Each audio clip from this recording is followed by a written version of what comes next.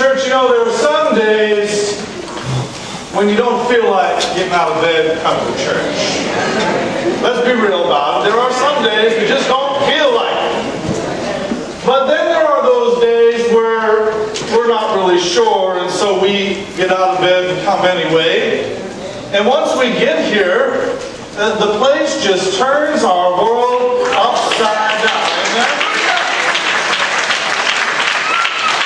You know, this first day with the clocks changing and everybody being out of sorts and figuring out what time and what place and where we need to be and all of these things that we come to worship today, and my heart has just been filled from the very moment we began this morning. The dancers danced at 8:30. The praise dancers did a wonderful job.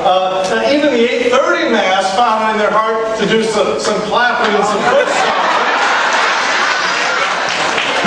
And I said, this is going to be a good day. And indeed, it is a good day because it's the day that the Lord has made, and so we are glad and rejoice.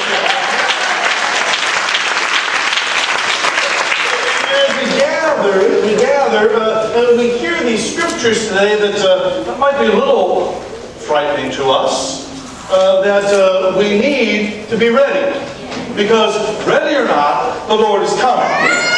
Ready or not, the Lord is going to sound that trumpet, and when that sound and the archangel calls, and the Lord desires to greet us, as the scriptures say, in the air, if we are not ready, we will miss that which we have been living and longing for all of our days. That's why we need to pay attention to wisdom. Wisdom that we hear about in that first reading, that wisdom that is called to lead and guide us. And as we hear the gospel today, I must say I'm a little distressed about those bridesmaids. Because it says there are 5 wise and 5 foolish.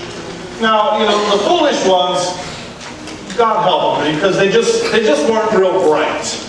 Think about it. Now, they're in the middle of the night, and the supposedly wise ones say, well, if you don't have any oil, you better go to the store and buy some. Who's open at midnight besides Walmart? They didn't have Walmart back then. So they just sent those foolish ones off on their way, and they happily go looking for oil. None to be found. But I'm a little upset at the wise ones too, because, you know, they had 5 lamps or 5 torches with enough oil to keep them burning. Now you tell me that those 5 wise bridesmaids could not have at least held their light up so the other ones could find their way through the door?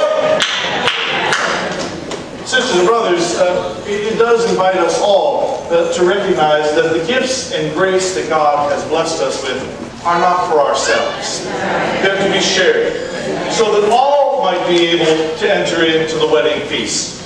And so we need to hear from one another. We need to acknowledge that grace and that wisdom that is present not just in some of us, but in all of us, so that that gift might be shared. And today, on this Women's Day 2011, we are blessed as a church community to have that wisdom shared with us in the words and in the life and example of a woman who speaks to us today, who comes to us back in the day from way down south in New Orleans,